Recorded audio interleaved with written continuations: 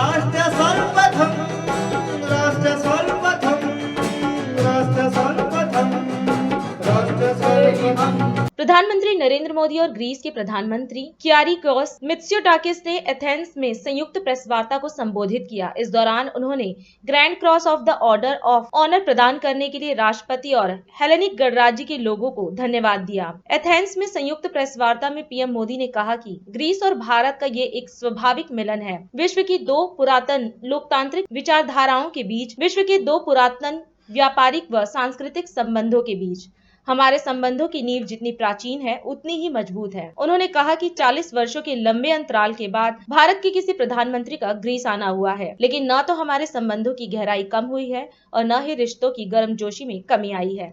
Friends, Greece और भारत ये एक स्वाभाविक मिलन है।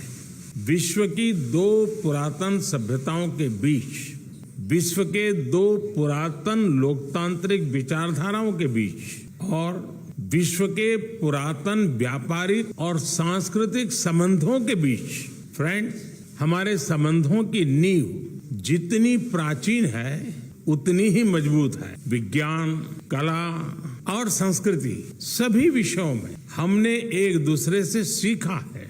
दो पुराने मित्रों की तरह हम एक दूसरे की भावनाओं को समझते हैं और उनका आदर करते हैं।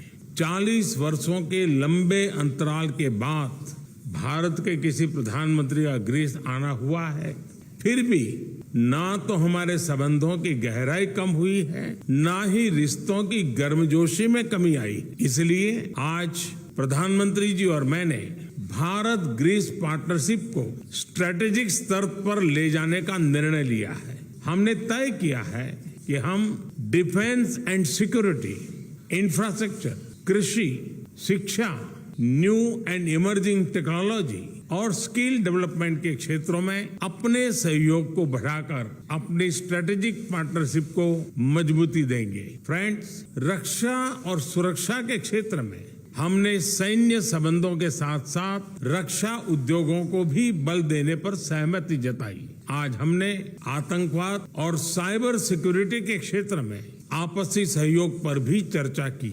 हमने तय किया कि हमारे राष्ट्रीय सुरक्षा सलाहकारों के स्तर पर भी बातचीत का एक संस्थागत प्लेटफॉर्म होना चाहिए। प्रधानमंत्री जी और मैं सहमत है कि हमारा द्विपक्षीय व्यापार तेजी से बढ़ रहा है और आगे भी बढ़ोतरी की अपार संभावनाएं। इसलिए हमने वर्ष 2030 तक अपने द्विपक्षीय व्यापार को 2 गुना करने का लक्ष्य तय किया है।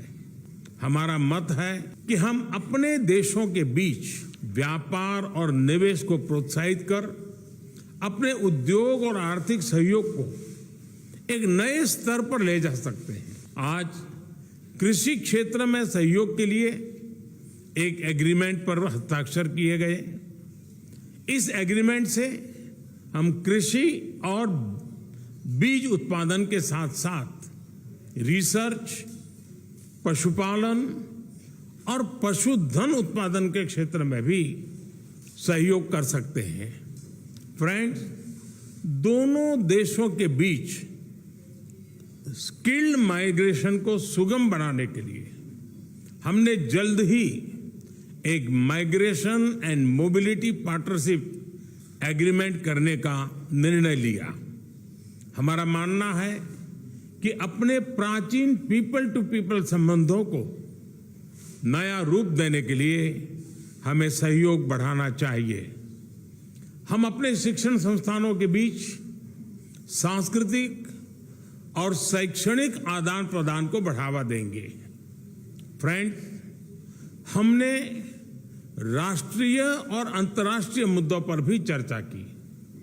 ग्रीस ने इंडिया ईयू ट्रेड और इन्वेस्टमेंट एग्रीमेंट पर अपना समर्थन प्रकट किया।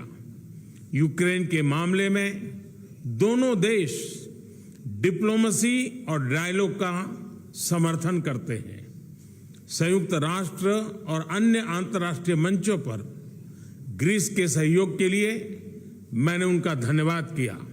एक बार फिर ग्रीस के इस खूबसूरत और ऐतिहासिक शहर में आज मुझे और मेरे डेलीगेशन को जो आदर सत्कार मिला उसके लिए मैं प्रधानमंत्री जी और ग्रीस के लोगों का हृदय से धन्यवाद करता हूं।